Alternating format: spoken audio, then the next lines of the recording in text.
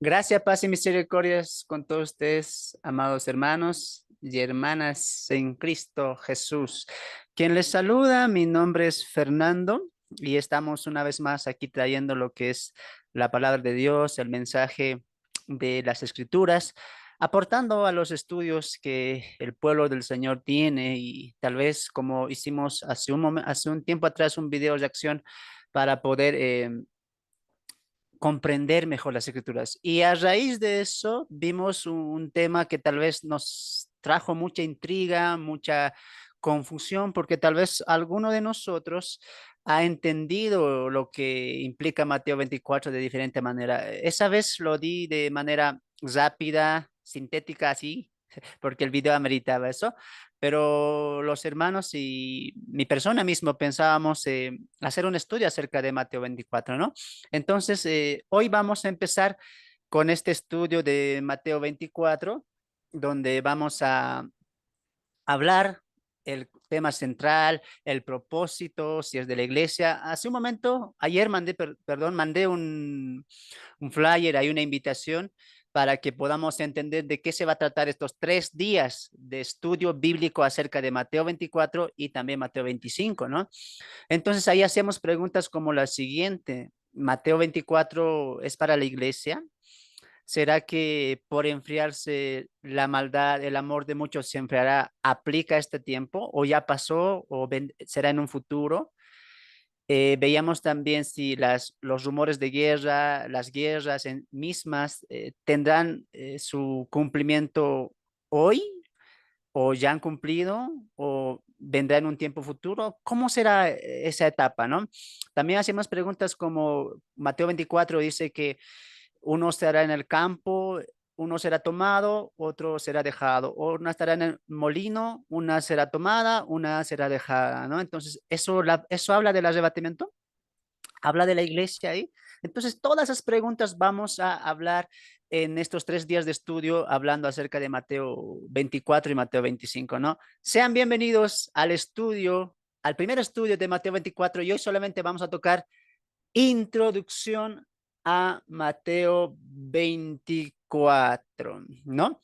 Entonces, una vez más, bienvenidos a todos ustedes, que la gracia, la paz y la misericordia de Dios esté con ustedes, ¿no? Los que ya están en Facebook, ahí déjenme su saludito, déjenos sus comentarios, desde dónde nos están viendo, desde qué país, coméntenos siempre todo eso y si es posible ahí compartan a otros hermanos para que este ministerio pueda llegar a más corazones y también la palabra de Dios. Hemos visto un recibimiento bueno acerca de del video de acción que hicimos hablando del día y la hora.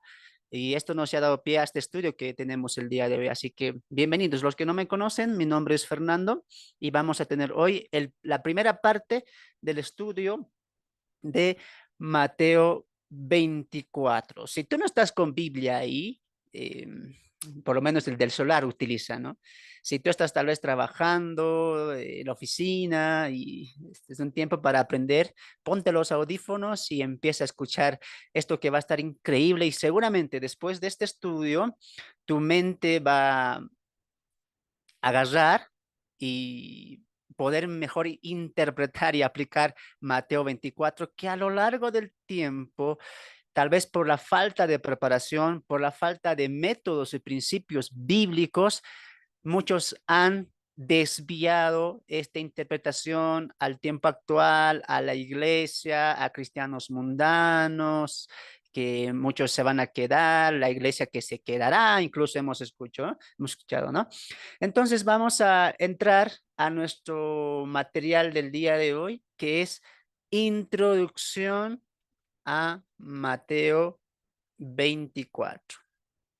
Entonces, que sin más, entremos. Espero que sea de mucha edificación estos estudios que lo hacemos por amor a ustedes. Repito una vez, los que no me conocen, mi nombre es Fernando, soy de Bolivia y desde acá estamos llevando la palabra de Dios. Hoy, Mateo 24, introducción, primera parte. Vamos a empezar. Entonces, déjenme compartir un poquito del material que tenemos preparado para el día de hoy. Entonces, vamos a comenzar con una pregunta, ¿no? Traté de hacer este estudio para que sea más didáctico y para que podamos aprender mucho mejor. Yo sé que hay hermanos y hermanas que les cuesta entender y yo soy uno de ellos, ¿no? A mí me costaba entender y necesitaba así como un niño, ¿no? Con dibujitos, con pausas, no rápido. Entonces, yo me pongo siempre en el lugar de los que tal vez no retienen fácilmente y también les cuesta entender, ¿no?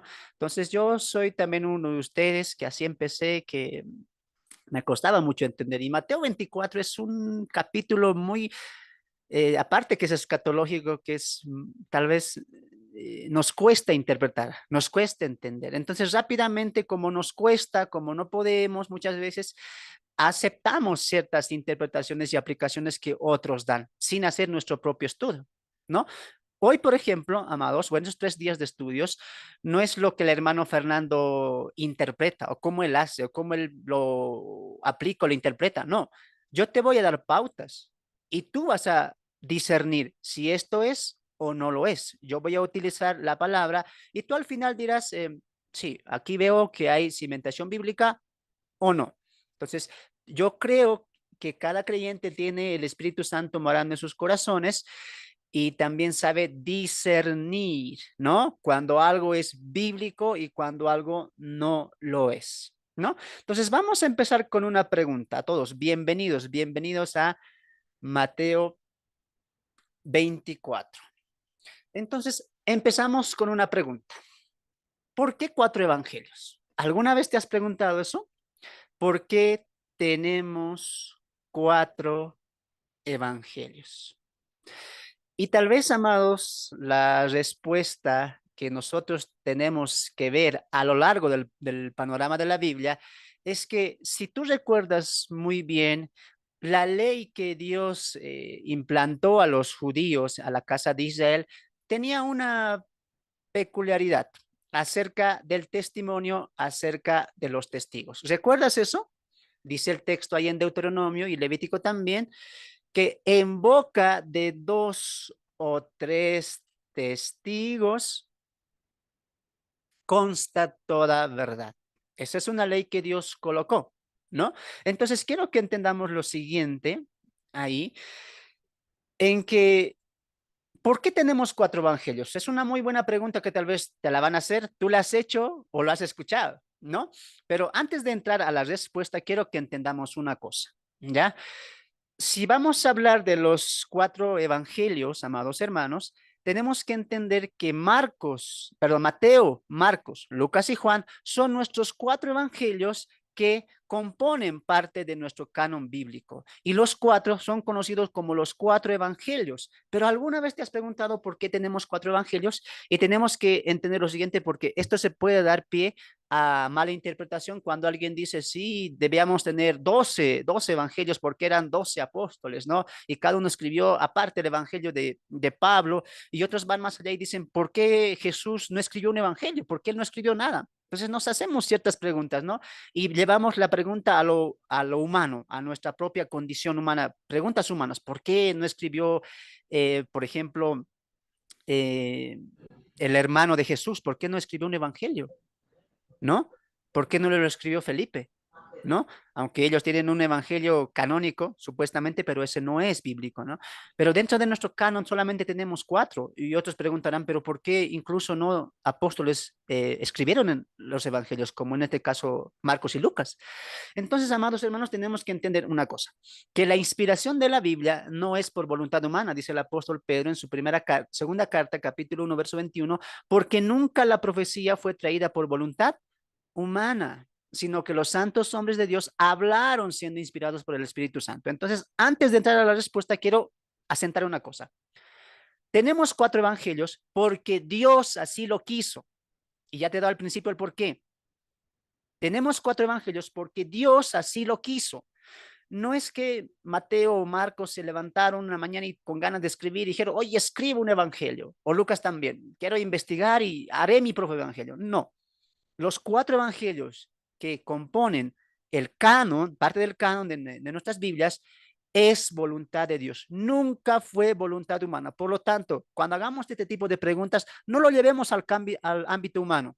¿Por qué hizo? ¿Por qué no? ¿Y por qué no escribió tal? No, no, no llevemos esta pregunta al campo humano, llevemos esto al campo divino. Y el campo divino nos dice en 2 Pedro 1:21 que fue por voluntad divina, nunca fue por voluntad humana. Entiendo eso y digo, entonces no preguntaré más. ¿Por qué no hay 12 evangelios? ¿Por qué tal evangelio no está? No, Dios quiso dejarnos 4 evangelios. Partamos de eso. Muy bien. Ahora, amados hermanos, tenemos que entender lo siguiente. Hay un principio bíblico desde el Antiguo Testamento que va a ir registrándose incluso hasta el Nuevo Testamento que Jesús incluso va a citar. ¿Cuál es? En boca de 2 o 3 testigos consta toda verdad. ¿Recuerdan esto en la ley? Por ejemplo, en Deuteronomio capítulo 17, verso 3, Dios hablando al pueblo y dice, si alguien tiene algo contra su prójimo, tiene alguna acusación contra su prójimo, que vayan delante de los líderes, pero no solo, 1 o 2 o hasta 3 testigos. ¿Por qué Dios? Porque en boca de 1, 2, 3 testigos se consta que es verdad, que falló, que pecó, que engañó a su prójimo. Entonces, ¿qué dice Dios? 3 testigos, 2 testigos o más, ahí se afirma la verdad, ¿no? En Deuteronomio 19:15 dice Dios a Moisés, si alguien de los judíos ve a uno de sus hermanos que es idólatra, que está adorando a otros dioses igual, y viene y lo acusa en boca de 2 o 3 o 4 o 5 testigos que se corrobora esa verdad. Jesús toma ese principio bíblico porque es un principio bíblico y lo aplica y él dice, mira, en Mateo 18:16, si alguien tiene enemistad con su prójimo, perdone la ofensa, ¿no? Perdone la ofensa, si no, dígalo a la congregación, dice, ¿no? Pero si no hay caso, 2 o 3 o más testigos van a corroborar la verdad. ¿Cuál es el principio? Testigos. ¿Y un testigo qué era? ¿Qué es un testigo? Un testigo es aquel que dice, yo testifico, yo doy fe de que lo que él está diciendo, lo que él ha hecho, es verdad. ¿Te das de cuenta? Ese es un testigo, ¿sí o no? Claro, ese es un testigo. Entonces, ese principio viene desde el Antiguo Testamento, ¿no? Entonces, ese es el principio teológico por el cual tenemos 4 evangelios. Atentos, por favor. Esto solamente es una introducción que nos va a abrir el entendimiento incluso al libro de Mateo completo. Así que no te pierdas la explicación. Entonces, amados, como el principio del testimonio de los testigos está vigente, Jesús lo toma y dice, mira, eh, si alguien tiene que acusar o afirmar algo, tiene que estar respaldado por 2 o 3 testigos. Jesús mismo tuvo ese mismo respaldo. Él dice en San Juan, ¿no? No soy yo el único que testifica acerca de mí. El Padre testifica, las Escrituras dan testimonio de mí y las obras que yo hago testifican quién soy yo. Cristo también tenía 2 o 3, 4 testigos cuando él estaba presente, ¿sí o no? Pero cuando él muere, se levantan 4 escritores que van a escribir, inspirados por Dios, 4 evangelios. Por lo tanto, el principio teológico del que tengamos 4 evangelios no es que Marcos quiso competir con Mateo, Mateo con Lucas, no. El principio, ¿cuál es teológico de Dios? Dios nos dejó 4 evangelios para que los 4 evangelios sean testimonio vivo de quién es Jesús. Por eso los 4 evangelios son la biografía de Jesús. Mateos, Marcos, Lucas y Juan son 4 testigos que van a dar su testimonio acerca de la vida, obra, muerte y resurrección de quién? Del Señor Jesucristo. Qué interesante, ¿no? Y esto los judíos lo sabían muy bien, lo sabían muy bien. Por eso, en este Mateo 24 que vamos a estudiar, trata de meter tu mente más en el contexto judío, ¿no? Entonces entendemos eso. Ahora alguien dirá, hermano, yo no sabía que era así. Yo pensé que Mateo era una copia de perdón, Marcos era una copia de Mateo, Lucas era una copia de Mateo, Juan complementaba algo, pero seguía diciendo lo mismo, relataba lo mismo, y uno pensaba y decía, yo leo Mateo y suficiente. Juan, Lucas y Marcos solamente repiten, algunas cosas más añaden. No, Hermanos, no tenemos cuatro evangelios repetidos. No, escucha lo que voy a decir. Los cuatro evangelios son cuatro testimonios vivos de la vida, obra, muerte y resurrección de Jesucristo, pero a la misma vez van a aportar a ese mensaje. Los mensajes de los cuatro se van a conectar, se van a complementar. Así que no es una mera repetición. Entiende esto. Cuando leo Mateo, Marcos va a complementar a Mateo, Lucas va a complementar a Mateo, se van a conectar, van a aportar. Y eso es lo que hace un testigo. ¿Sí o no? Por ejemplo, para que entiendas y lo vamos a amplificar. Si en un caso policial, un accidente, por ejemplo, eh, los agentes vienen, un accidente automovilístico, ¿no? Y hay dos autos que han sido escenarios y protagonistas de este problema, del choque. La policía viene y ¿qué empieza a hacer? Escucha primeramente a los principales actores del acto del accidente, pero ¿qué hace después?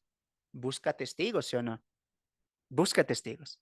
Entonces, no sé, la señora que está ahí con un negocio que estaba cerca del escenario donde pasó el accidente, va y el policía le pregunta, señora, ¿usted qué vio? Y la señora dice, mire, señor policía, yo estaba viendo, justo estaba atendiendo mi negocio, pero vi y escuché un fuerte golpe, escuché un fuerte ruido. Cuando me di la vuelta vi que dos autos habían chocado, habían tenido un choque, ¿no? Entonces ya recauda una información, ¿no? El policía va, avanza y dice, mira, aquí hay una señora que estaba esperando el autobús y estaba cerca del escenario. Va y le pregunta, señora, ¿qué usted vio? La señora dice, sí, yo vi que había el semáforo, estaba en rojo, pero el conductor es aquel que cruzó en rojo, no estaba en verde. Ah, la señora, ¿qué hace? Está aportando acerca del caso, ¿sí o no? ¿Te das de cuenta? Así podemos seguir ejemplificando, pero quiero que entiendas una cosa.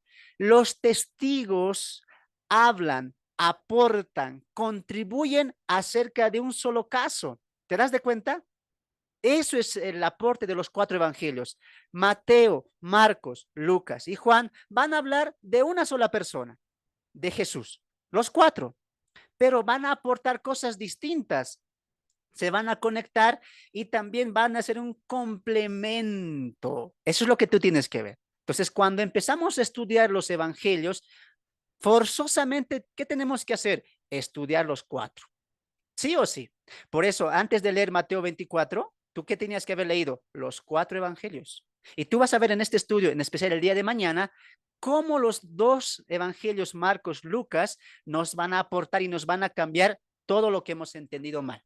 Así que entienden una vez, los cuatro evangelios aportan acerca de Jesús, van a hablar de Jesús, ¿no? Vamos a graficar esto para que entendamos un poquito mejor. Entonces, vamos a graficar el ejemplo que dimos, ¿no? La señora que está en la venta, la señora que estaba esperando el autobús, el joven que tal vez estaba esperando ahí a su novia, a su corteja, y vemos aquí también un conductor que estaba ahí estacionado. Los cuatro vieron el escenario. Uno vio de diferente manera, el otro va a aportar algo, el otro va a decir algo del conductor, el otro va a aportar algo del semáforo, pero los cuatro, ¿de qué están hablando? De lo mismo, pero están aportando, ¿sí o no? Acerca del mismo caso. Ahora, déjame ver, déjame ejemplificar esto con la siguiente diapositiva, ¿ya? Mira, vean la pantalla. Estamos respondiendo la pregunta, ¿por qué tenemos cuatro evangelios? Entonces, vamos aquí un momento, ¿ya? Acá está. Aquí. Ahí. Ahí es donde quiero que pongamos nuestra atención. Ya. Ok. Ahí, no sé si se ve. No, se salió. A ver. Aquí está. Ahí. Ok. Ahora miren el ejemplo. Tenemos aquí. a Mateo, tenemos también a Marcos, tenemos también a Lucas y Juan. ¿Sí o no? Ahora, los 4 evangelios, ¿de quién van a hablar? De Jesús. Los 4, ¿en quién van a colocar su mirada? En Jesús. Recuerda, vida, obra, muerte y resurrección. Dentro de la obra está lo que Jesús predice, anuncia su evangelio, su testimonio, etcétera, ¿no? Entonces, ¿qué nos va a aportar de Mateo? Mateo, ¿qué va a aportar a Jesús en su libro? ¿Qué va a aportar Mateo? Eso es lo que tenemos que entender, ¿no? ¿Qué va a aportar Mateo? Y ahorita lo vamos a entrar a ver. Mateo, amados hermanos, amadas hermanas, nos va a aportar algo significativo acerca de Jesús. Marcos también, Lucas también y Juan también. Los 4 hablan del mismo hombre, pero van a aportar cosas distintas. Eso rescata por el momento, ¿ya? Más adelante vamos a complementar qué es lo que ellos van a aportar, ¿ya? Entonces dejamos acá un momento de compartir la pantalla, volvemos al principio y quiero decirte lo siguiente. Mateo, Marcos, Lucas y Juan son 4 evangelios que van a hacer un aporte acerca de la teología de Cristo, de la cristología, ¿no? Entonces, ¿qué es lo que ellos van a aportar? Esto entendemos según el trasfondo, según el propósito y también según el principio por el cual los 4 hombres van a escribir evangelios. Recuerda que de los 4 hombres, 2 son apóstoles y 2 simplemente son discípulos evangelistas, ¿no? 2 apóstoles, ¿quiénes serían? Mateo y Juan. Y los 2 evangelistas, discípulos, Lucas y Marcos. Siempre grábate eso. Los 4 hombres que escriben en los evangelios no son apóstoles todos. 2 son apóstoles y 2 son evangelistas, ¿no? Ahí nomás ya abre tu mente. ¿Por qué Dios permitió o le plació que Marcos, por ejemplo, que no estuvo tiempo con Jesús, que no se convirtió siendo discípulo como los demás 12, escribe un evangelio? Y es más, permite que Lucas, siendo un gentil de profesión médica, escriba un evangelio. Lucas se convierte en uno de los ministerios del apóstol Pablo. O sea, tú ponte a pensar, ¿por qué? Todo tiene un propósito y hoy vas a aprender eso. Así que vamos con el primero.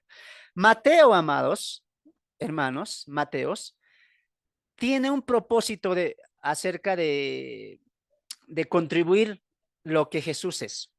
Mateo va a colocar foco, va a colocar importancia al reinado de Jesús. Mateo va a presentar a Cristo en todo su libro como el rey de los judíos. Marcos va a presentar a Jesús como el siervo admirable. No por nada Jesús diría en Marcos que no he venido yo por los sanos, no he venido yo a que me sirvan, sino yo a servir y rescatar aquello que se habían perdido. Marcos va a colocar más importancia en Jesús. ¿En qué sentido? En su servicio, en su misericordia, en su amor por los pecadores, en todo eso, como aquel becerro que trabaja, como aquel becerro que es tan fuerte, el animal más fuerte, pero a la vez es el animal más manso, más humilde, más tranquilo. Lo mismo va a colocar Marcos esa importancia. Jesús siendo el Dios creador, siendo el Hijo del hombre, va a mostrar humillación, humildad, sirviendo a la criatura. ¿Te das de cuenta? Marcos coloca ese foco, esa importancia a Jesús en su libro. ¿Y qué pasa con Lucas? Lucas va a colocar importancia o va a aportar o va a presentar a Cristo como humano. El lado humano de Jesús es el cual Lucas va a presentar. No por nada, amados hermanos, en la genealogía de Lucas, vemos que Lucas se remonta hasta Adán, ¿sí o no? Pero la genealogía de Mateo se remonta hasta Abraham. Y alguna vez tú te has preguntado, ¿por qué? Mateo solamente va hasta Abraham, pero Lucas va hasta Adán. ¿Por qué? ¿Alguna vez te has preguntado eso? Si sabes la respuesta, escríbeme. ahí en el Facebook, y si no lo sabías, y tal vez dirás, yo no leía la genealogía, es aburrida, hijo de tal, hijo de tal, hijo de tal, pero entiende una cosa, te lo digo siempre, ¿no? Todo tiene un propósito en la Biblia, todo, no está ahí nada, por si acaso, ni para aburrirnos, nada, y luego estamos describiendo eso en el libro de números que estamos estudiando con mis hermanos del curso bíblico, ¿no? Entonces, aquí vas a entender el por qué. ¿Por qué Mateo, la genealogía, va hasta Abraham? ¿Por qué? Porque el punto principal de Mateo es mostrar la realeza de Jesús.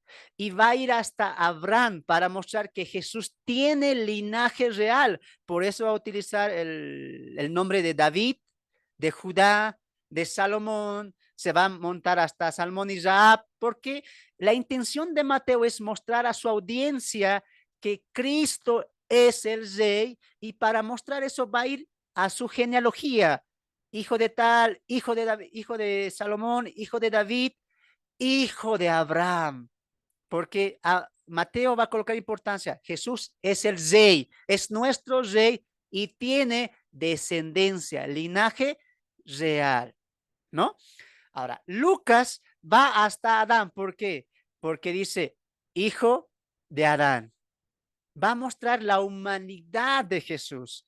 Lucas va a poner más importancia en mostrar a Cristo el lado humano, su encarnación, ¿no? La humanidad de Cristo. Por eso que sus genealogías van hasta, perdón, su genealogía va hasta Adán. ¿Ahora entiendes por qué? Todo tiene un propósito, ¿no? Entiende una cosa, Mateo cuando escribe su evangelio tiene un propósito: presentar a Cristo como el rey de los judíos, el rey de reyes. Marcos cuando escribe su evangelio tiene un propósito: presentar a Cristo como el siervo sufriente, el siervo que da su vida, que da su obra, que da su tiempo, que da lo mejor de él para el servicio de su pueblo. Lucas va a presentar a Jesús como el humano, ¿no? La humanidad de Cristo, Dios encarnado, la encarnación de Cristo es lo que él más va a presentar, y nos presenta eso desde su genealogía. ¿Y qué pasa con Juan? Juan va a presentarnos a Cristo como Dios, la divinidad del Mesías. No por eso que su libro comenzaría con, en el principio era el verbo, ¿no? Qué interesante que empieza como empezaría también Moisés en Génesis, ¿no? Pero ya Juan aportaría un principio diferente al del Génesis, sino a un principio eterno, donde Cristo, el Hijo, el Padre y el Espíritu Santo siempre han habitado. A ese principio se refiere, ¿no? Entonces, Juan va a colocar la importancia en que, en aportar de Jesús, que Él es Dios, su divinidad, ¿no? Ahora, esto tú tienes que entender con los destinatarios, que ahorita vamos a tocar en eso, pero quiero aquí complementar con un punto. Así como hemos visto el principio de los testigos para que se afirme una verdad, para que se corrobore una verdad, y los 4 evangelios son 4 testimonios vivos de la veracidad de la vida, obra, muerte y resurrección de Cristo. Así también vamos a ver que este principio de las cualidades de Cristo viene desde el Antiguo Testamento. ¿Recuerdan ustedes el caso de Ezequiel, el caso de Isaías, profetas del Antiguo Testamento que vieron en visión el templo de Dios? ¿Se acuerdan eso? En Ezequiel 1 y en Isaías 6, los dos profetas, Dios les permite ver el templo de Dios. Y los dos profetas eh, van a tener una similitud en un punto específico que hoy quiero tocar. Los 4 seres vivientes, o los 4 querubines, o los 4 ángeles celestiales que también, o angelicales, perdón, que cita Ezequiel. Ahora, en toda la Biblia, 3 profetas, perdón, 3 eh, siervos de Dios han visto todo esto. En este caso, Ezequiel, Isaías, Antiguo Testamento, algo también ve Daniel, pero también en el Nuevo Testamento vemos que Juan Amado tiene la visión del trono celestial, ¿no? Entonces, vemos ahí que los 3, Ezequiel, Isaías y Juan, igualan en algo en sus visiones. Ven 4 seres vivientes, 4 seres angelicales o 4 querubines, según la manera escritural que se puede aportar para estos seres vivientes en los tres libros, ¿no? Ahora, recuerden que los cuatro seres vivientes o los cuatro seres angelicales tienen una cualidad, ¿no? No son diferentes, perdón, son diferentes en cuatro sentidos. Uno dice que tiene cara de león, cara de becerro, cara de hombre y ¿qué más? Cara de águila, ¿no? Repito, cara de león, cara de becerro, cara de hombre y cara de águila. ¿Por qué mencionamos esto? Porque los cuatro seres vivientes tienen un aporte juntamente con los cuatro evangelios. ¿Qué te dije yo acerca de los aportes de los evangelios? Mateo presenta a Cristo como rey. ¿Y qué similitud tiene ese con el león? El león, hermanos, es el rey de la selva, es el rey principal de todos los animales. Está por encima en el reino animal, ¿sí o no? Sí. Por eso, Mateo es representado con el querubín o el ser viviente del león, porque va a presentar a Cristo como que, como el rey. Recuerda que los cuatro seres vivientes adornan, adoran la realeza de Dios. ¿Por qué Dios le dio este aspecto? Recuerda, todo tiene un propósito y en la Biblia todo se va a ir complementando. Ahora tú entiendes por qué tanto importancia en Isaías, en Ezequiel, en Apocalipsis, cuatro seres vivientes y en Apocalipsis más porque hablan, porque se les ve adorando, santo, santo es. Es más, ellos van a decir a Juan, levántate, ven y mira cuando Jesús está abriendo los siete sellos, ¿no? Entonces, ahora entiendes yo no sabía por qué era uno de sus rostros león, becerro, hombre y águila, porque los cuatro van a representar el testimonio de los cuatro evangelios. Entonces vamos a ver ahí esto, pero también los destinatarios. Así que vamos a compartir esto para que los que estén ahí anotando tal vez o los que estén mirando podamos llenar esto juntos para tener mejor comprensión. Vamos a ver esto. Ahora aquí quiero que me ayuden a esto. Vamos a llenar todos juntos esto. ¿Ya? Ahí, creo que se ve un poco más. Ahí, ahí. Entonces vemos libros, Mateo, Marcos, Lucas y Juan, nuestros cuatro evangelios. Similitud, el león, el becerro, el hombre y el águila. Aquí vamos a comenzar. Mateo representa al querubín con la cara de león. ¿Por qué? Porque Mateo va a presentar, ahí anotamos, presentar a Jesús como el rey, ¿no? Jesús, perdón, Mateo va a presentar a Jesús como el rey. Por eso la similitud de león. Marcos, Marcos va a presentar a Jesús como que hemos dicho, ¿se acuerdan? Como el siervo, ¿no? Como el siervo. Marcos presenta a Jesús como el siervo. Y eso es lo que hace un becerro. ¿Se acuerdan?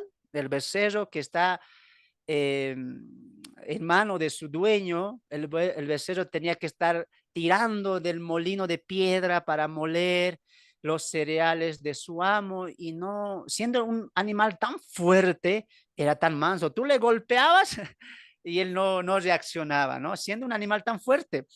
Por eso, amados hermanos, en Marcos, Marcos va a colocar importancia en Jesús como ese siervo que sufre, que se da a sí mismo por los demás, ¿no? El que siendo Dios eterno, poderoso, predica a los pecadores, se junta con las rameras y muestra ese lado manso de él, ¿no? Ese lado humilde de él, dando el mensaje de Dios al pueblo de Israel, aunque el pueblo de Israel era malo. Como aquel dueño que trata mal a su becerro, lo golpea, pero aún así el becerro sigue trabajando, ¿no? El buey sigue trabajando para su amo. Así presenta Marcos a, a Jesús, ¿no? Como el siervo sufriente. Lucas nos va a presentar, como que les dije, a Jesús como hombre, ¿no? Va a mostrar, ahí vamos a colocar la humanidad de Jesús. Recuerden su analogía, él va a presentar a Jesús o va a mostrarnos el detalle del lado de Jesús, de su humanidad, de su encarnación. Él era 100% Dios y era 100% humano. ¿Por qué Marcos deja este detalle? Y ahorita lo vas a entender cuando entremos aquí a los destinatarios, pero completemos esto, ¿ya? Vamos a rematar con los destinatarios y ahí tú vas a entender mucho mejor. Juan va a presentar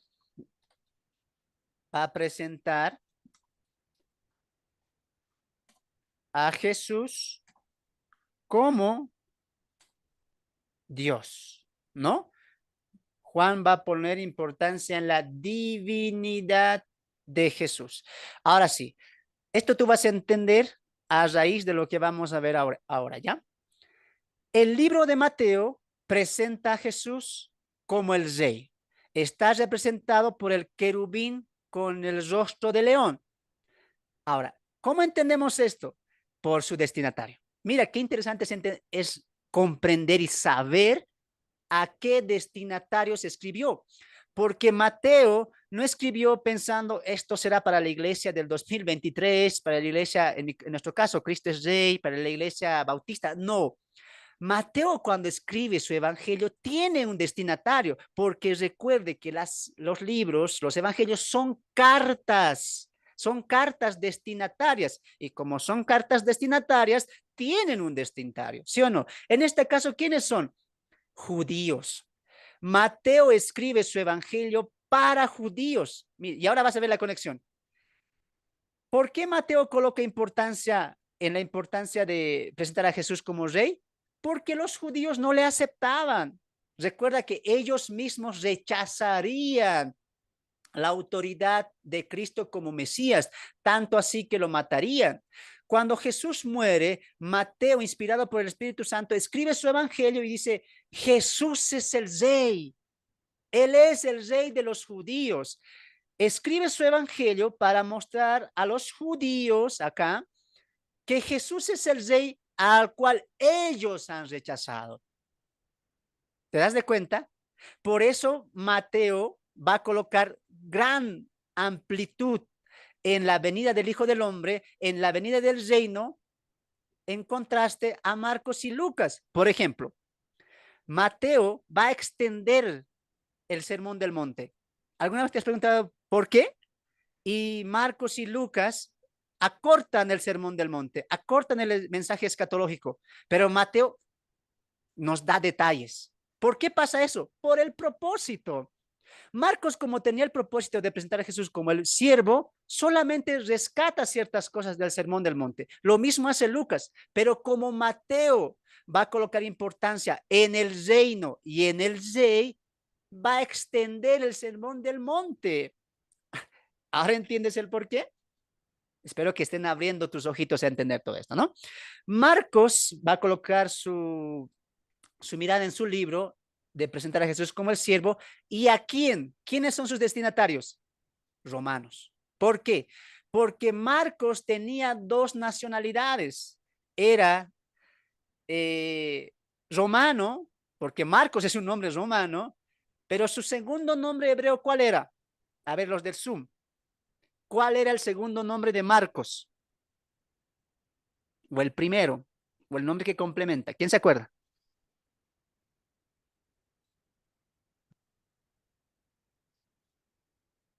Juan Marcos. Juan Marcos era el nombre del evangelista que escribe el libro que tiene su nombre, que es Marcos. Entonces, Marcos es un hombre con dos nacionalidades. Marcos por la descendencia romana y Juan por la descendencia ¿qué? Hebrea.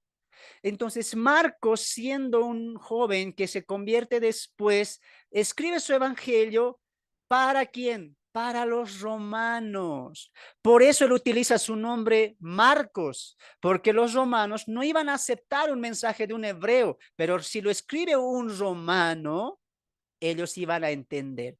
Ahora, qué importante porque Marcos le escribe a los romanos, ¿no? Para mostrarles lo que Jesús hizo por ellos, lo que Jesús hace, la obra que él quiere. Vengan acá, arrepentíos, ¿no? Yo no vine por los sanos que no tienen necesidad, sino vine por los mendigos, por los enfermos. Y Marcos les va a decir a los romanos, nosotros somos los enfermos y Cristo vino como aquel siervo sufriente para darnos salida y salvación, porque los romanos no eran judíos, ¿sí o no?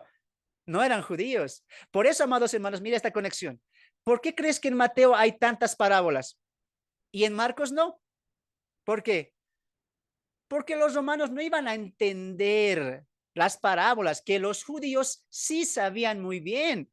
Mateo está lleno de parábolas. ¿Sabes por qué? Porque los judíos entendían, comprendían ciertos puntos que las parábolas van a tocar tocante al reino y tocante a la casa de Israel. Pero para los romanos no. Por eso Marcos, ¿en qué va a colocar más importancia? En enseñarles lo que Cristo hizo por ellos. Qué interesante, ¿sí o no? ¿Sabías esto o no? Lucas va a poner su importancia en su humanidad, la de Jesús, y sus destinatarios, ¿quiénes son? Griegos. ¿Por qué? Porque Lucas es griego, ¿no? Lucas es griego, ¿no? Tenía por profesión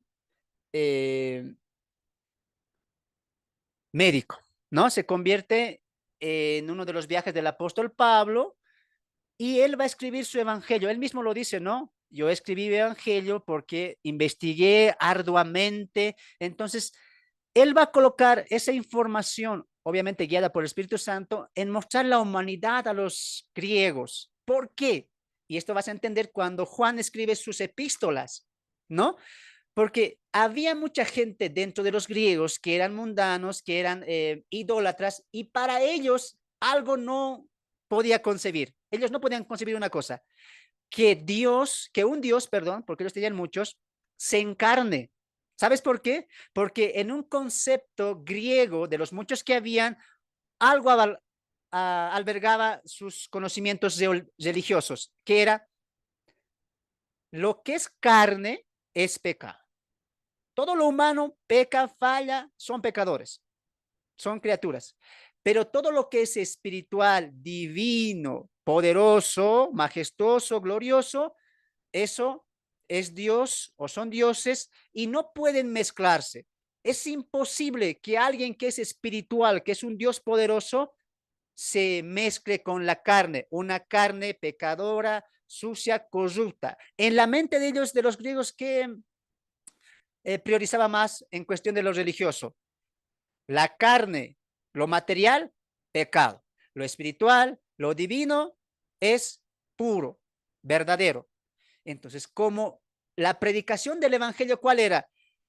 Cristo se ha encarnado, Dios hecho carne, el creador vino a salvar a la criatura. Eso no entraba en la mente de los griegos. Es imposible que un Dios se encarne, no entraba eso. Por eso Juan también escribe esta carta de sus dos epístolas para decirles, ¿no? Aquel que dice que Jesús no vino en carne, este tiene el espíritu del anticristo, porque todo aquel que cree que Jesús vino en carne, este es el espíritu de Dios, dice, ¿no?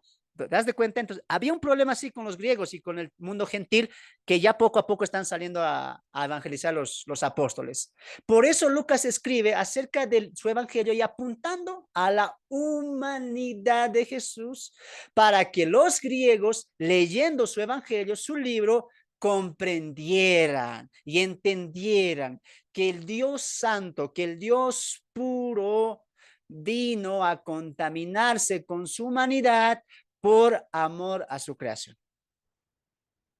Ahora entiendes, saber los destinatarios nos abre más el comprendimiento. No vas a leer tú Lucas ahora de la misma manera. Juan lo mismo, Juan va a aplicar esto a lo universal. Los destinatarios de Juan ya es un público más universal, ¿no? Porque Juan va a colocar importancia en la divinidad, va a asentar la divinidad. Así como Lucas coloca importancia en la humanidad, ya Juan va a colocar importancia en su divinidad. Ese hombre era Dios, Dios encarnado, ¿no? Entonces, Recapitulando, concluyendo esta parte, entre la similitud entre los 4 evangelios y los querubines, repasamos. Mateo tiene la similitud del querubín con el rostro de león porque presenta a Jesús como el rey y sus destinatarios son el pueblo judío. Marcos va a presentarnos a Jesús como el siervo, tiene por similitud el querubín con el rostro de becerro y sus destinatarios son un público romano. Lucas nos presenta a Jesús como hombre, va a poner importancia en la humanidad de Cristo y obviamente es representado por el querubín con el rostro de hombre. Mira, que la teología se complementa, ¿te das de cuenta? Y sus destinatarios son griegos. El destinatario no sabe entender el porqué del libro, ¿no?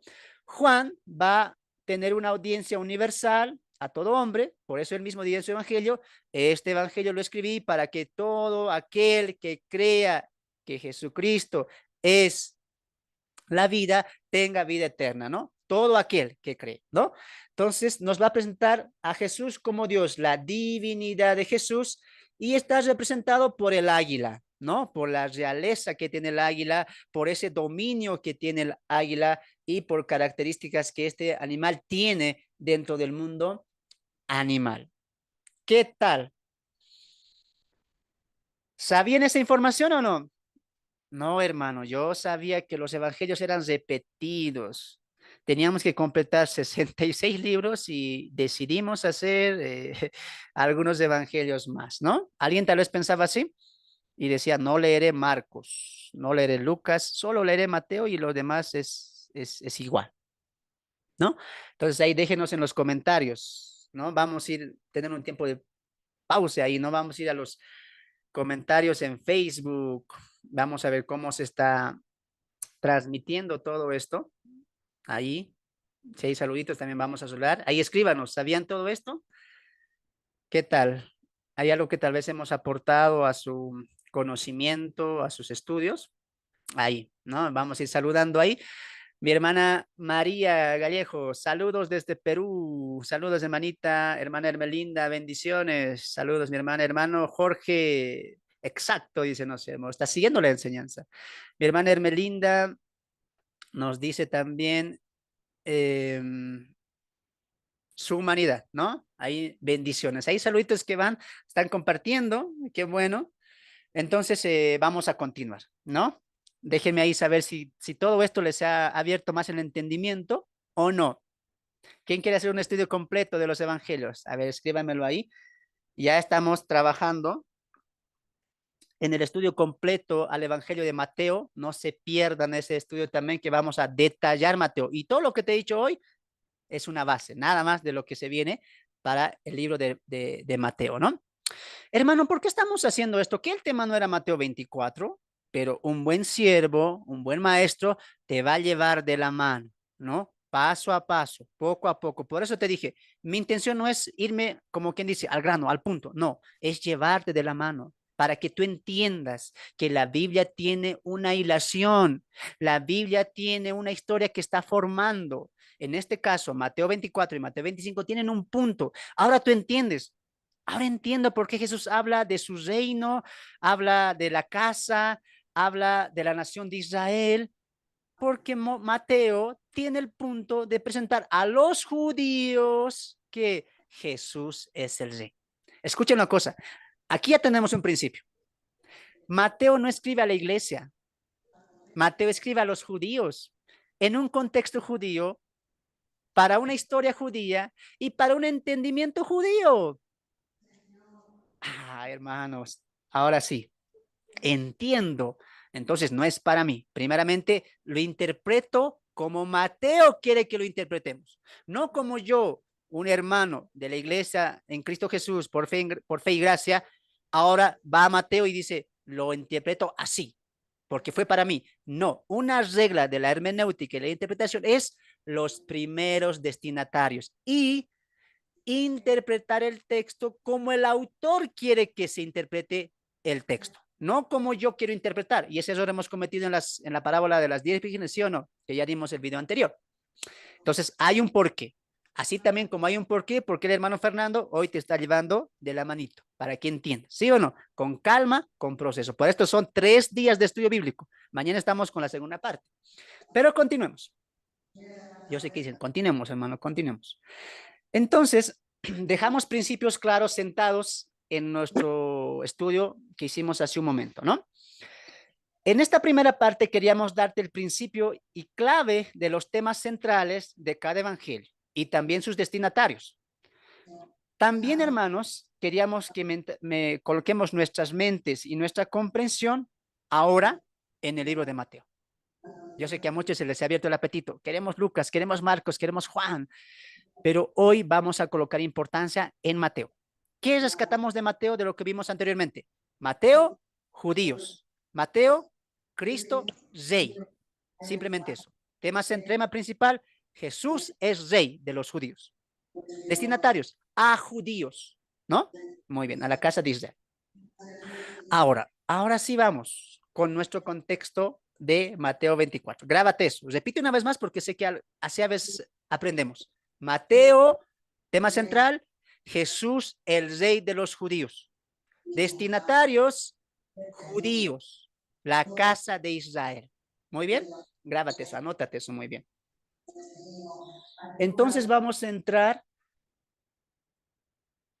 a el contexto en el que se da Mateo 24. Me encantaría de dar todo el libro de manera resumida, pero no se puede. Pero desde aquí es un punto clave que en mis estudios vi viendo que nos puede aportar a entender claves de Mateo 24 y Mateo 25. Así que vamos a comenzar. Vamos al texto. Mateo capítulo 21.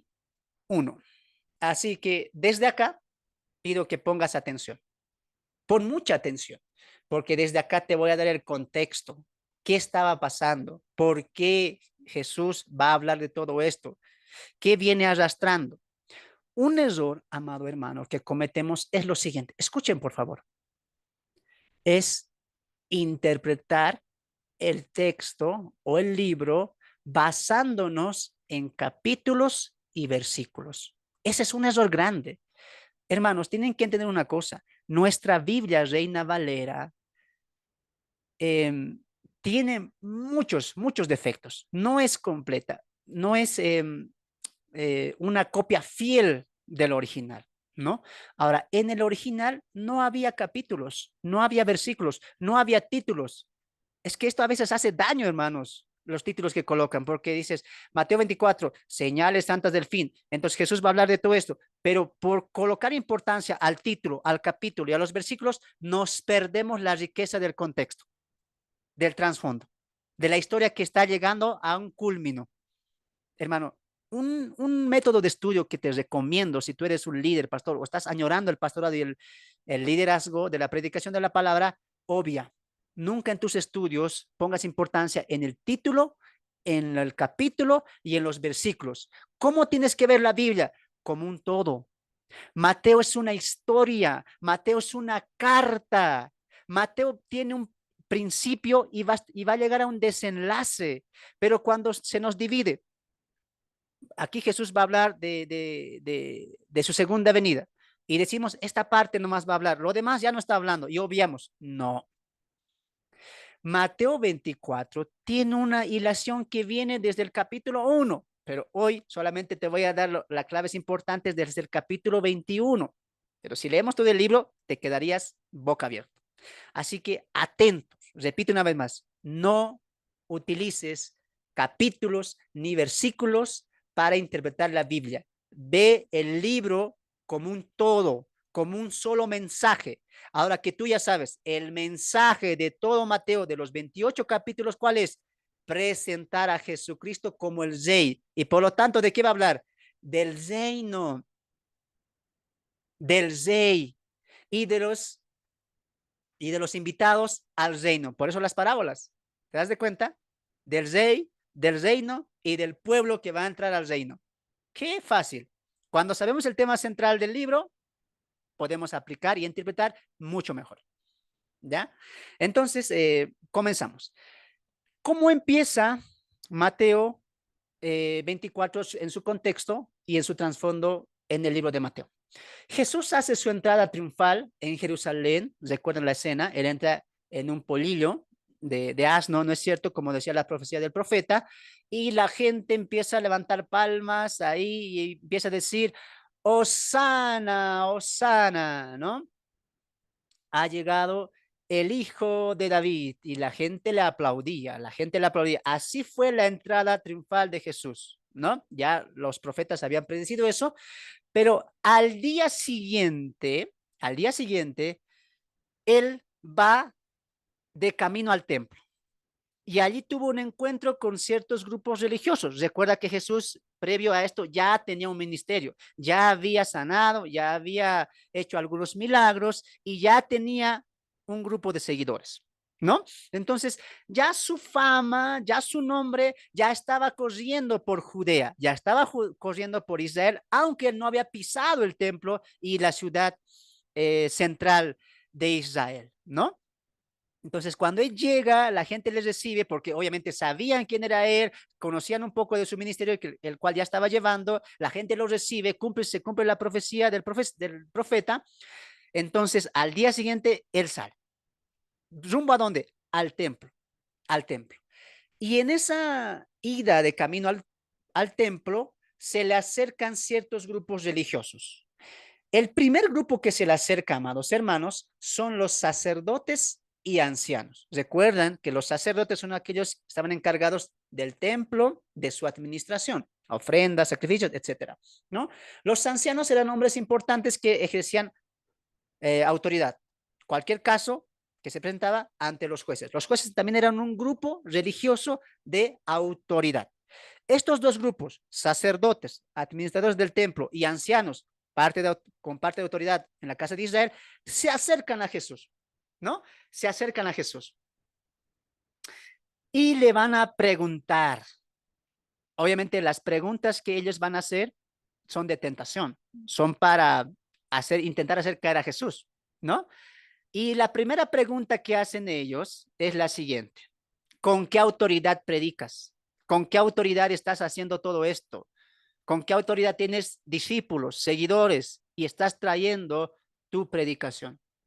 ¿No? A esta pregunta, amados hermanos, Jesús no responde. ¿Por qué les va a preguntar? Le dice, a ver, ustedes me preguntan, yo les pregunto, ¿con qué autoridad predicó Juan el Bautista? No respondieron. ¿Su autoridad fue del cielo o fue del hombre? Dijo, ¿no? ¿Y qué pensaron entre ellos los sacerdotes y ancianos? Si decimos que Juan, su predicación es de Dios, Jesús va a decir, ¿y por qué no le creen? Pero si decimos que la predicación y autoridad de Juan es del hombre, nos vamos a agarrar porque ellos tienen muchos seguidores, dicen. Entonces, ¿qué dicen los sacerdotes y ancianos? No sabemos. Y Jesús dice, muy bien, si no responden eso, yo tampoco les voy a responder. Pero Jesús no se queda con eso, les responde con parábolas. Les responden con parábolas. Recuerde, Jesús está yendo al templo, se acercan grupos religiosos en el camino y acerca al templo. Primero, ¿quiénes son? Sacerdotes y ancianos. Pregunta. Jesús responde con tres parábolas. La primera parábola, la de los dos hijos. ¿Se acuerdan? Esa parábola les dice, mira, había un hijo y su padre le mandó, le dice, hijo, ve al campo y trabaja. Él dijo, no voy, no quiero ir, ¿no? El segundo hijo, dije, padre, yo sí voy. ¿La diferencia cuál era? El que dijo que sí voy, perdón, que no voy, al final fue. El que dijo que sí voy y al final no fue, Jesús pregunta, ¿quién de los dos dijo lo que el padre dijo? ¿Quién lo obedeció? Y ellos responden, ¿no? El que dijo que no iba, pero al final fue, ¿no? Entonces él les dice, mostrando eso, uno cuando no obedece, ¿qué pasó en el corazón del hijo? Le he dicho no a mi padre, pero al final se arrepiente y va, ¿sí o no? Ha sido tenido afrenta contra su padre, no voy, fue un mal hijo, pero al final se arrepintió y sí le obedeció a su padre. Jesús está enseñando eso a ellos para que ustedes desobedecen, sacerdotes, ancianos, pero sean como este hijo que se arrepiente y vuelve a la obediencia a su padre. Eso está enseñando con esta parábola a los ancianos y sacerdotes. Avanzando un poco más en el capítulo 21, Jesús va a seguir hablando y da una segunda parábola como respuesta, la parábola de los malos labradores. Y en esta parábola se incluyen otro grupo de religiosos, fariseos. Por eso, ponga atención a este trasfondo histórico, porque esto nos va a ayudar a entender Mateo 24, ¿ya? ¿Quiénes se acercan más? ¿Quiénes estaban primero? Ancianos y sacerdotes. Jesús responde, primera parábola, va a empezar a decir la segunda parábola, otro grupo religioso, fariseos. Se incluyen a la conversación. Jesús da la parábola de los labradores malos, mostrándoles qué cosa, su administración de las cosas de Dios. ¿Recuerdan la parábola? Que un amo dejó sus tierras para que la labrasen sus siervos, ¿no? Y se fue el hijo, dice, ¿no? Pero él dijo, ya, el cultivo debe estar ya creciendo, ya está llena la cosecha y manda, dice a uno de sus siervos, ¿no? Ve y diles a ellos cómo está mi cosecha, cómo está mi tierra, cómo están administrando mis tierras, mi riqueza, ¿no? Y los labradores dice que se orgullecen, se hacen dueño del campo, como el Señor no venía, ellos ya son la autoridad. Ya han pasado de ser siervos a tener autoridad sobre las propiedades de su rey. ¿Sí o no? Entonces dice Dios, perdón, ahí el Señor que manda a sus siervos, lo mata. Manda a otros dos siervos, lo matan. Al final el Señor que dice, mandaré a mi hijo, a este sí respetarán, porque es mi hijo. Lo manda y también lo matan. ¿Qué eran estos? Siervos malos, siervos depravados, labradores corruptos. Jesús, ¿qué está enseñando con eso? Ustedes, ancianos, fariseos, sacerdotes, Dios les dio la administración del pueblo y de las riquezas espirituales de Dios. ¿Qué hicieron ustedes? A su propia cuenta hicieron. Ustedes son ahora la autoridad. Aquí la autoridad ya no es Dios mi Padre. Ustedes son. Por lo tanto, ¿qué son? Malos labradores, malos obreros, malos siervos. Mira, ¿desde dónde está viniendo esta idea? Malos siervos, malos administradores. ¿No te recuerda algo? A la parábola de Mateo 24, ¿sí o no? Malos siervos y el siervo fiel. Por eso entiende el trasfondo. Mira cómo Jesús está yendo a un punto y culmina en Mateo 25. Porque en Mateo 23 continuará hablando de los fariseos. ¿Sí o no? Ahora, más adelante, en la tercera parábola que él da es la parábola de las fiestas, ¿no? La parábola de las fiestas, de las bodas, ¿no? Había un hombre, un señor que tenía un hijo, dice, y este hijo se va a casar. Y dice, llama a los convidados para las bodas y manda a sus siervos y los convidados dicen, no, vas a disculpar, tengo que hacer esto, no quiero hacer otro, no me importa. El Señor se enoja y dice, consume a ellos, consume su ciudad, mátalos, los mata y dice a los siervos, salgan, vean a las calles, a las plazas y traigan a todo aquel que quiera venir a las bodas y les da una preparación de los vestidos de bodas, ¿no? Entonces, ¿cómo concluye ahí esa parábola? Porque el mismo capítulo 22, versos 5 al 8, escucha lo que dice esta parábola hablando el Señor. 5, 8. Mas ellos, sin hacer caso, se fueron uno a la labranza y otro a sus negocios, y otro tomando a los siervos, los afrentaron y los mataron. Al oír esto el rey se enojó y envió sus ejércitos y destruyó a aquellos homicidas y quemó su ciudad.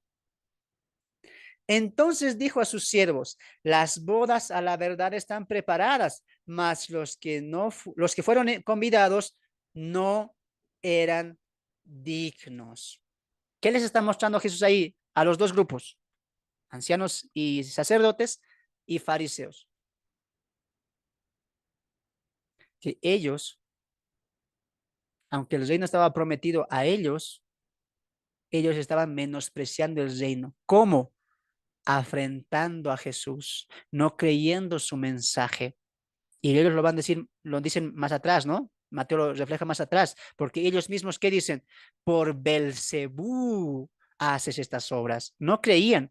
Entonces son como estos hombres que dicen, desprecian, no, yo no quiero la boda, no me interesa la boda, tengo cosas que hacer, más importante soy yo.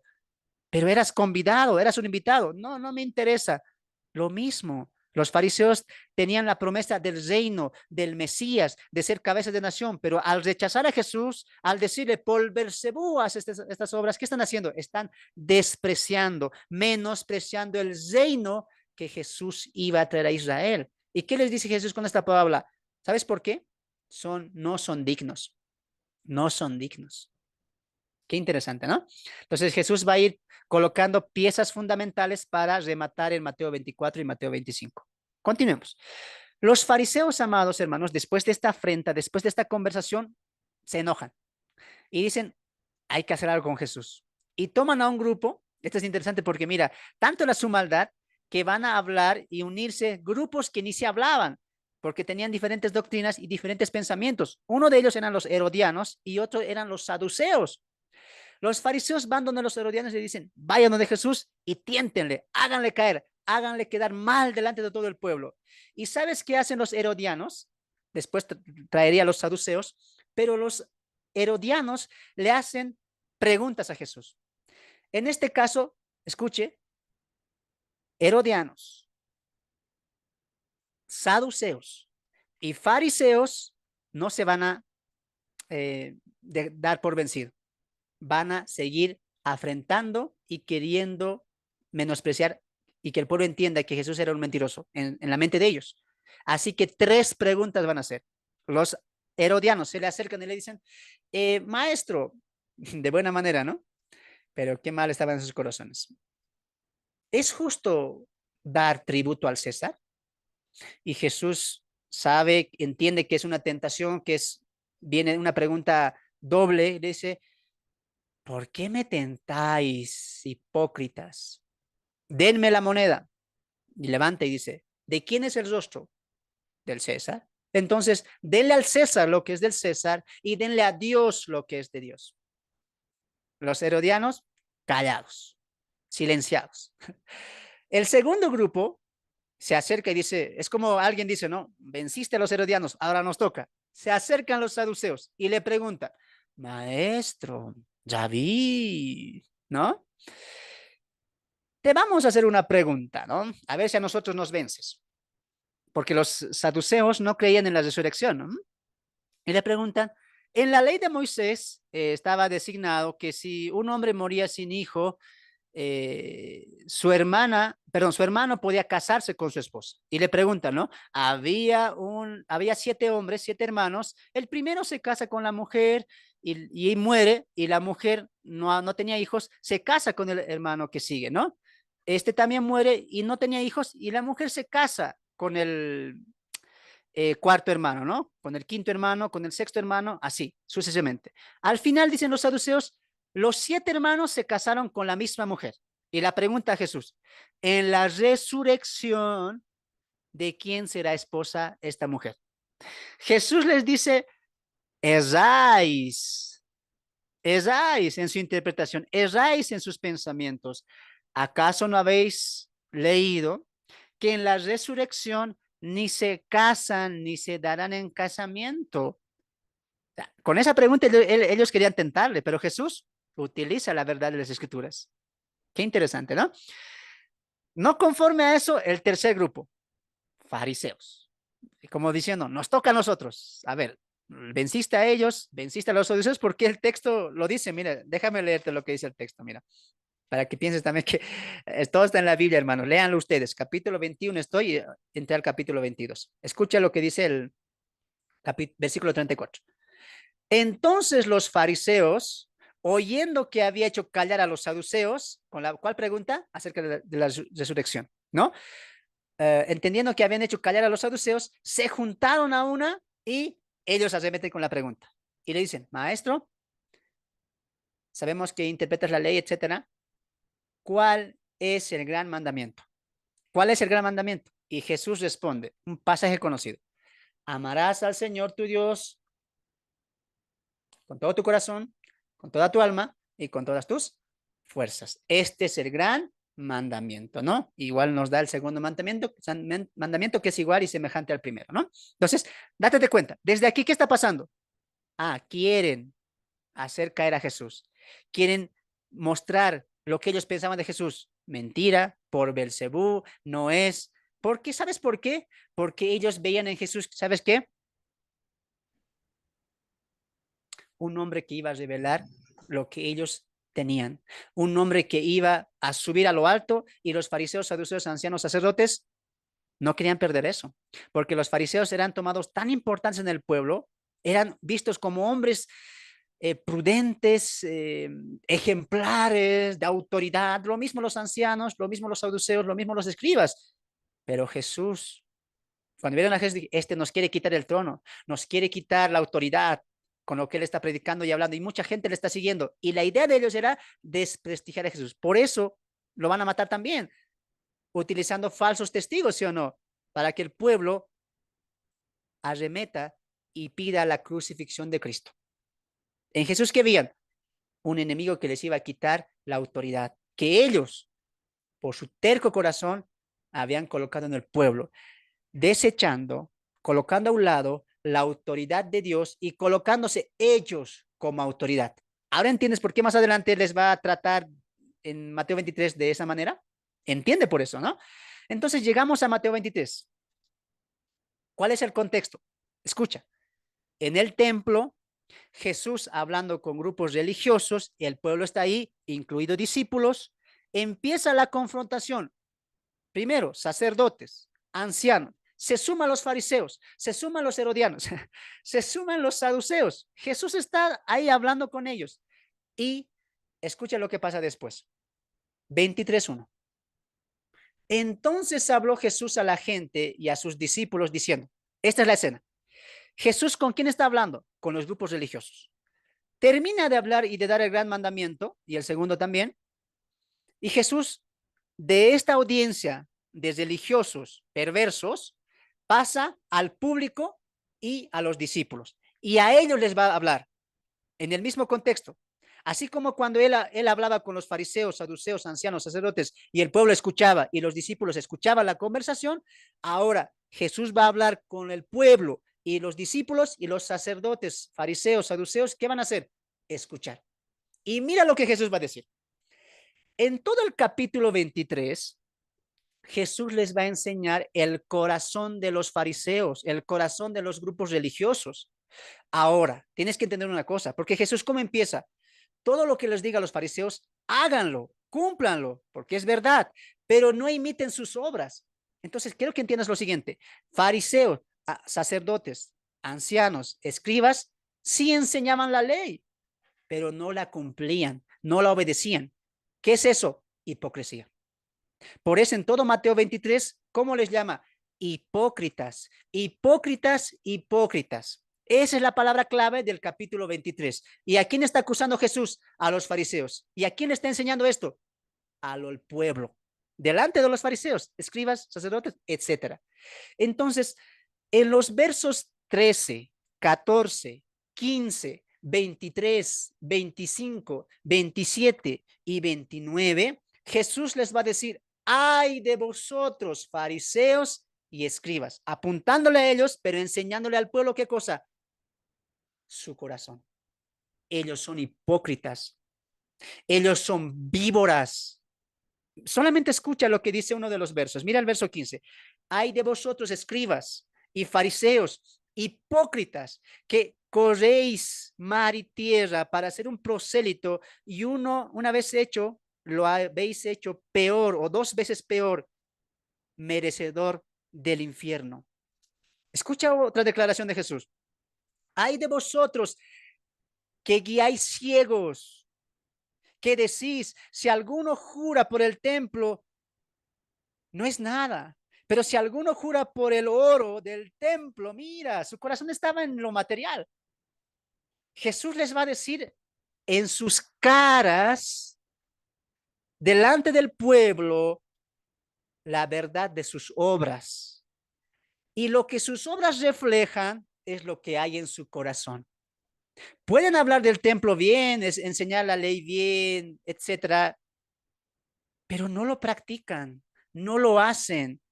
¿Por qué? Porque son malos, son hipócritas, su corazón es perverso. Y lo diría Jesús, generación de víboras, que al pueblo le enseña cosas espirituales solamente de boca, pero le lleva a lo material. Por ejemplo, lo que dije acá en el 16, Bendito aquel que jura por el templo, pero mejor es que el que jura por el oro del templo, por la plata del templo.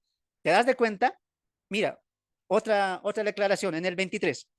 Ay de vosotros, escribas y fariseos hipócritas, porque diezmáis la menta y el eneldo y el comino y dejáis lo más importante de la ley, la justicia, la misericordia y la fe. Eran materialistas, eran hipócritas.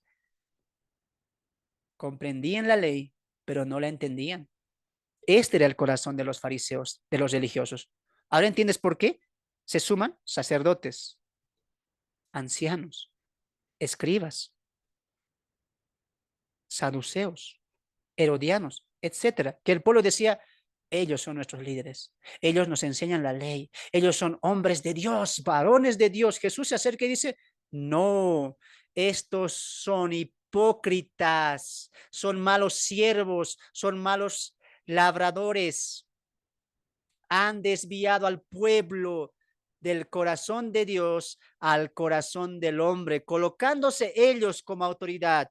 Y al pueblo Jesús que dice, mira, y en el templo todavía, en el templo, estos son hipócritas, estos son víboras, son sepulcros blanqueados, que por fuera son hermosos, pero por dentro están podridos. ¡Wow! ¿Entiendes esto? Porque esto de Mateo 23 nos va a abrir a Mateo 24. Mira, solamente te voy a dar un ejemplo, un ejemplito, para que veas, mira. ¿Por qué Jesús va a hablar en Mateo 24 y parte del 25 de las dos parábolas del siervo fiel y también de los siervos de los talentos?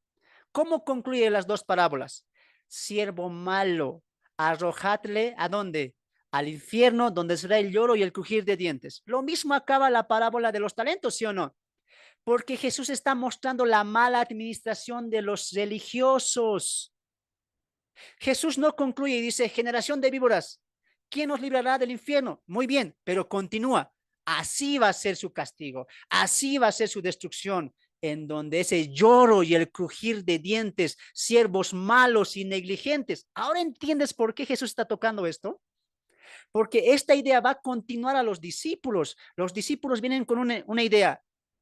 Fariseos, grupos religiosos, atacando a Jesús, Jesús diciéndoles su verdad y diciéndoles que tienen un castigo tremendo, y eso continúa en Mateo 24, en la ira venidera de su segunda venida. Te voy a dar otro ejemplo. Cuando Mateo 24 dice en el verso 13 o verso 12, si no me equivoco, por haberse multiplicado la maldad, el amor de muchos se enfriará. ¿Cómo hemos entendido eso? Hermano, si tú prendes la tele, las noticias, las redes sociales, el mundo está en oscuridad, violaciones, hurtos, atracos, el amor del mundo se está enfriando. ¿Así hemos entendido, sí o no? No, esa no es la interpretación. Está bien como aplicación, como devocional, pero interpretación no es. Porque ¿qué hemos aprendido hoy? Mateo, judíos. Mateo, el reino. Ahora, mira cómo entender la historia que pasa antes de Mateo nos abre esto. ¿Sabes por qué? ¿A quién se refiere esto de el amor de muchos se enfriará? ¿A quién se refiere? Por haberse multiplicado la maldad, el amor de muchos se enfriará. A los religiosos. Escucha lo que voy a decir. Los fariseos y todo el grupo religioso que estaba encargado de la administración y la enseñanza al pueblo se han corrompido. Y como, escucha por favor, y como la maldad de los líderes religiosos era mucha, ¿qué ha transmitido al pueblo? Enfriamiento espiritual, ¿sí o no? Si los líderes están desviados al mal, a la corrupción, ¿qué va a pasar del pueblo? Se va a enfriar espiritualmente. ¿Cuál era el punto clave de los maestros, de los sacerdotes, de los ancianos? Guiar al pueblo a lo espiritual. Pero para eso, ¿qué tenía que pasar? Los líderes tenían que estar espiritualmente concentrados y dedicados, consagrados a Dios. Así el pueblo iba a amar la ley de Dios y vivir la ley de Dios. Pero como los fariseos, saduceos y grupos, etcétera, estaban llenos de maldad, una generación de maldad, el pueblo se ha enfriado en lo espiritual. ¿Cómo sabemos eso? Porque, ¿qué dice el verso anterior? Mira, escucha.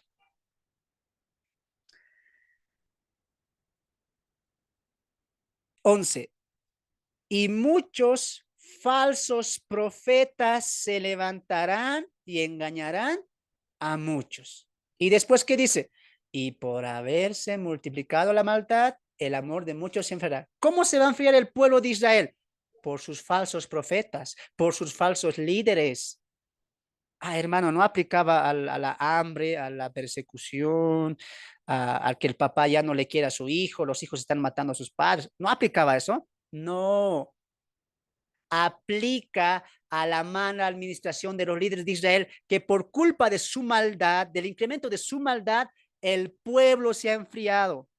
El pueblo ha caído a lo materialista y ha alejado su corazón del corazón de Dios. El pueblo también está con maldad. Se ha enfriado espiritualmente con las cosas de Dios. Ahí escríbeme si sabías esto. ¿Te das de cuenta? ¿Por qué el hermano Fernando está siguiendo esto? Para enseñarte, para que tú entiendas. Y cuando lleguemos a Mateo 24, yo te voy a decir, ¿te acuerdas lo que vimos en el trasfondo? ¿Te acuerdas lo que vimos en el contexto? Mira cómo se conecta. Así se estudia la Biblia, entendiendo el contexto. ¿Ahora entiendes por qué? Te daría más ejemplos, pero esto viene la siguiente semana, ¿ya? Entonces, acabamos con lo siguiente, ¿no? Jesús concluye y le dice, generación de víboras. Y entramos a la primera parte de Mateo 24. Quiero sentar dos cosas acá. Quiero sentar dos cosas acá. Quiero sentar dos cosas acá que es muy importante, ¿ya?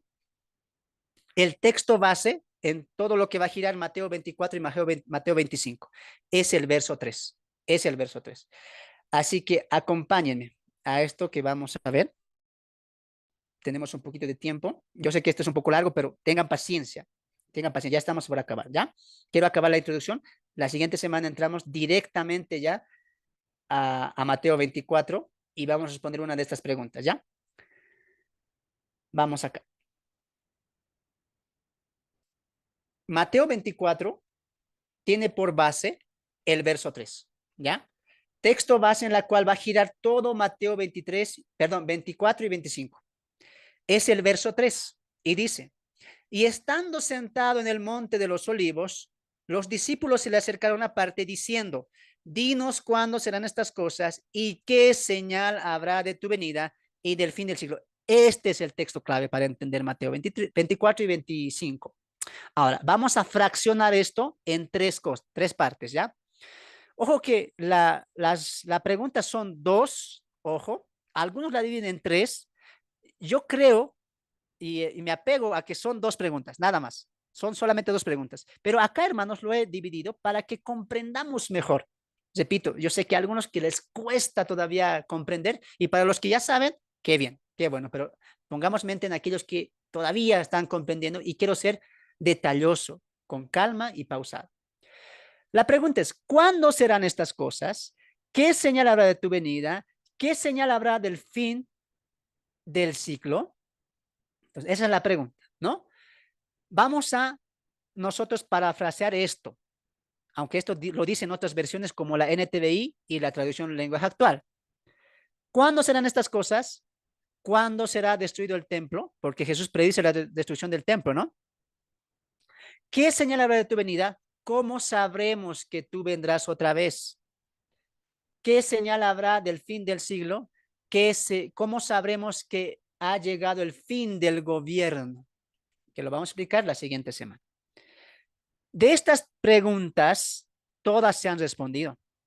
En Mateo 24 no se responde la pregunta de cuándo será destruido el templo, pero sí lo responde Lucas.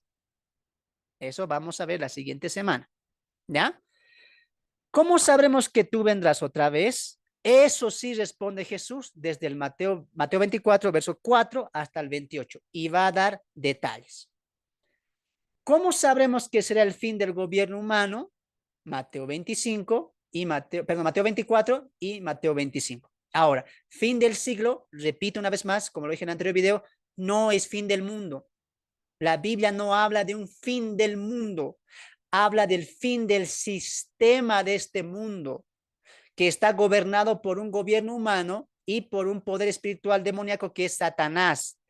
Cuando los judíos preguntan y cuando la Biblia arroja la respuesta acerca del fin del siglo, siempre nos apunta a qué? A la instauración del reino. ¿Y en el reino qué va a pasar? Jesús derrota el gobierno permitido por Dios de Satanás e instaura su reino.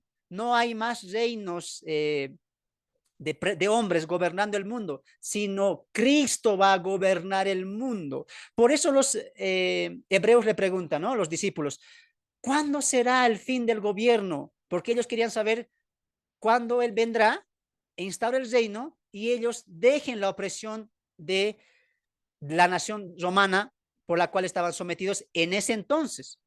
Esta respuesta pregunta es válida porque la misma pregunta van a ser en Hechos capítulo 1, verso 8. La siguiente semana vamos a detallar, ¿ya? Entonces, estas tres preguntas lo hemos dividido y vemos las respuestas. Jesús irá a responder. Cuando lees Mateo 24, no ves la respuesta a la primera pregunta, pero si vas a los evangelios complementarios, como Lucas, sí hay una respuesta. La siguiente semana entramos a todo esto, ¿ya? Vamos a culminar acá con las profecías o la división del libro que ya la siguiente semana vamos a completar. ¿Ya? Así que nos vamos acá. Perdón. Acá. Ahí está.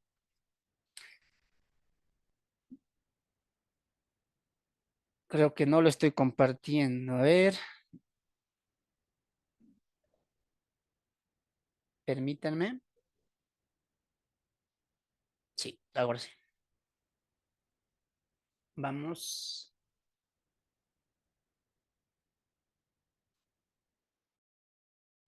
acá.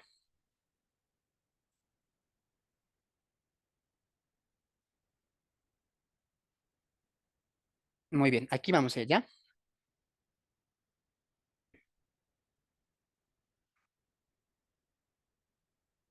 Ok, quiero que vean esta parte. Esta es la división que vamos a hacer de Mateo 24.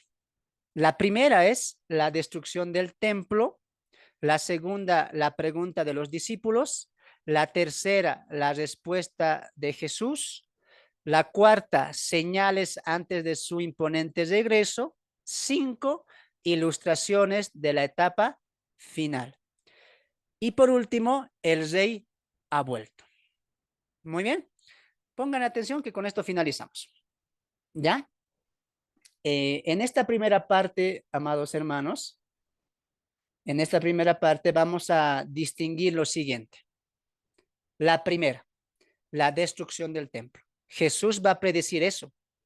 ¿No es cierto? En Mateo capítulo 23, Él va a decir, Jerusalén, Jerusalén, que matas, etcétera. Más adelante los discípulos se le acercan y le dicen, mira el templo. Jesús dice, no, no quedará piedra sobre piedra. Esta pregunta penetra el corazón de los discípulos que más adelante se acercan a Él. En el segundo punto que vamos a ver es la pregunta de los discípulos. Tras la afirmación de Jesús de la destrucción del templo, y como él dijo versos antes, en el verso 37 al 39, no me verán, me voy, no me verán hasta que digan, bendito el que viene. Esas dos preguntas, esas dos declaraciones de Jesús penetran el corazón del pueblo y se acercan y le preguntan, dinos, ¿cuándo serán estas cosas? Es decir, la destrucción del templo. ¿Y qué señal habrá de tu venida? Porque el que dijo, no me verán hasta que vuelva y diga, ¿te das de cuenta? La tercera, la respuesta de Jesús. Jesús va a responder la primera pregunta que ellos hacen, ¿no? ¿Qué señales habrá de tu venida? ¿Qué señales habrá de tu venida? Entonces, en esa respuesta, amados hermanos, vamos a encontrar importantes cosas. El amor de muchos se enfriará. Será predicado el evangelio del reino. Nación contra nación habrá una guerra. Pestes, hambres y terremotos. ¿Dónde se cumple eso? ¿Se ha cumplido ahora? ¿Se está cumpliendo? Todo eso la siguiente semana. 4, señales ante su impotente venida. Dice el texto que inmediatamente después de la tribulación, vendrá el Hijo del Hombre. Entonces, aquí Jesús, ¿qué va a responder? ¿Cómo sabremos que tú vienes en tu reino? La primera pregunta, ¿cuál era? ¿Cómo sabremos qué señales habrán de que ya estás por venir? La segunda, ¿cuál era? ¿Cómo sabremos que ya tu reino llegará? Jesús va aquí, va a complementar eso. Y para esto, amados hermanos, entramos al 5 punto. Ilustraciones sobre la etapa final. Aquí te vas a quedar sorprendido, porque voy a adelantar un poco para que se te abra el apetito. Por ejemplo, en Mateo 24, a partir del 32 para adelante, vemos algunas cosas que son mal interpretadas y tal vez muy equivocadas, ¿no? ¿Cuál? La higuera que reverdeció. ¿Cómo interpretan eso ellos? Algunos, perdón.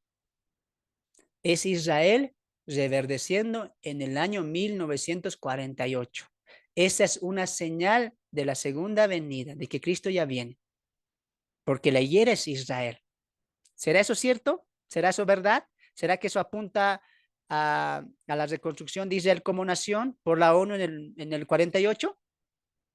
No. ¿Qué significa? La siguiente semana. Uno será tomado, otro será dejado. ¿Es el arrebatamiento de la iglesia? No. ¿Cómo sabemos eso? Porque vamos a ver Mateo 24 a lo largo del panorama de la escatología de toda la Biblia. No te pierdas la siguiente semana. ¿Qué más? Como en los días de Noé, así también será la venida del Hijo del Hombre. ¿Qué significa eso? Que la gente está comiendo, bebiendo, tomando, bailando, disfrutando. Así Cristo vendrá. ¿Significa eso? No, no aplica.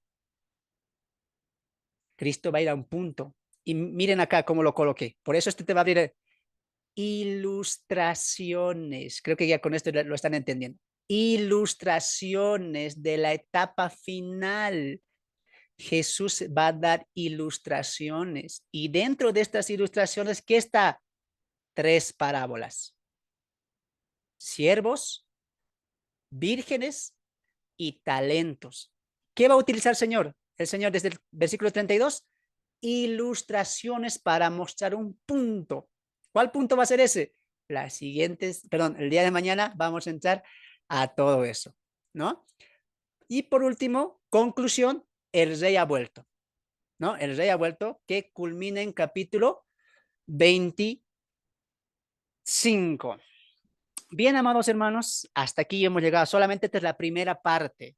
Espero que te haya gustado, espero que te haya edificado todo lo que hemos visto, el porqué de los evangelios, el aporte teológico que hace cada evangelio acerca de Cristo, los destinatarios, el trasfondo de Mateo 24. Esto lo dije porque ya la semana pasada, perdón, el día de mañana entramos de lleno a Mateo y alguien dirá, hermano, pero hoy no utilizamos mucha Biblia, no leímos mucho, porque esta es una introducción. Mañana, hermanos, trae tu Biblia. Biblia, porque ahí vamos a ojear, vamos a estar yendo al Antiguo Testamento, a Ezequiel, a Isaías, vamos a ir a Apocalipsis, a Daniel. No te pierdas mañana a la misma hora, en el mismo canal, como diría Chespirito, ¿no? Vamos a estar ahí presentando y llevando la palabra de Dios. Hoy solamente ha sido una introducción. Mañana llegamos a la división que hicimos. ¿Te acuerdas? La respuesta de Jesús. No olvides una cosa. Hoy lee Mateo 24, 25. Te animo a que lo leas. Pero léelo en base a qué? Al texto clave. Pregunta de los discípulos. Esa es la pregunta que va a abrir todo lo que Jesús va a hablar en el sermón del monte allá, en el monte de los Olivos. Así que sin más, te espero mañana acá en la transmisión en vivo también. Si esto hasta acá te ha edificado, imagínate lo que se viene. Hermanos, estudiar la Biblia no hay que tomarlo a la ligera. ¿Sabías qué grupo son los fariseos? ¿Sabías que había herodianos? ¿Qué función cumplían los sacerdotes? ¿Quiénes eran los escribas? ¿Sabes todo eso? Empieza a estudiar, a averiguar. Todo esto te va a dar el entendimiento por qué Jesús concluye con la parábola de los siervos y la parábola de los talentos. ¿Y a qué te lleva? Administración. Jesús no ha dejado la idea. Jesús va a continuar la idea. ¿Cuál idea? Juicio a los malos siervos y aliento, bendición a los buenos siervos. ¿Cuándo se cumple eso? En el reino. ¿Sí o no? Todo eso se va a culminar en el reino. Por eso Mateo 25 es la culminación de la idea de Jesús aquí en el sermón escatológico del monte, ¿no? Nos vemos el día de mañana. Gracia, paz y misericordia. Que Dios te bendiga. Si esto te ha ayudado, por favor ahí déjanoslo saber. Vamos a ver algunos mensajitos. Si hay preguntas, dudas, si hay preguntas, ahí déjenos para tal vez mañana podamos resolver algunas preguntas que tienen. Si hay comentarios también. Muy bien. Ahí vemos todos están saludando. Saludos, hermano Nelson, Melinda, Cristina, Ariel Palma, Malvin, todos. Bendiciones, que Dios me los bendiga. Mañana nos vemos ya entrando de lleno a Mateo 24 y respondemos preguntas como las que hicimos, ¿no? Respondemos preguntas, así que no te pierdas lo que se viene Mateo el día de mañana. Los del Facebook, que Dios me los bendiga. Compartan y regálanos un comentario ahí si esto te ha edificado. Y solamente recuerda, esto ha sido un plato especial, un plato suave para lo que se viene el día de mañana, que ya entramos más a lo escatológico. Bendiciones, amados hermanos. Bendiciones, hermano Fernando. Amén.